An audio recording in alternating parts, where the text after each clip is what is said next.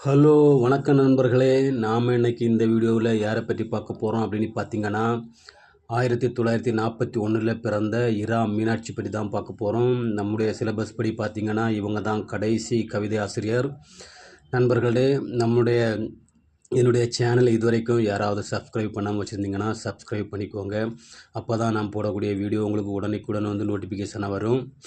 என்னுடைய வீடியோக்கள் பிடிச்சிருந்தால் லைக் பண்ணுங்கள். யாருக்காவது பயன்படணும்னு நினச்சிங்கன்னா ஷேர் பண்ணுங்கள். நிறை குறைகள் ஏதாவது இருந்ததுன்னா கமெண்டில் சொல்லுங்கள். வாங்க இரா மீனாட்சி பற்றி பார்க்கலாம். அவங்களுடைய படைப்புகள் எதெல்லாம் அப்படின்னு பார்த்தீங்கன்னா நெருஞ்சி, சுடுபூக்கள், தீபாவளி பகல், உதயநகரிலிருந்து மறுபயணம், வாசனை புல், கொடி விளக்கு, இந்திய பெண்கள் பேசுகிறார்கள், செம்மண் மடல்.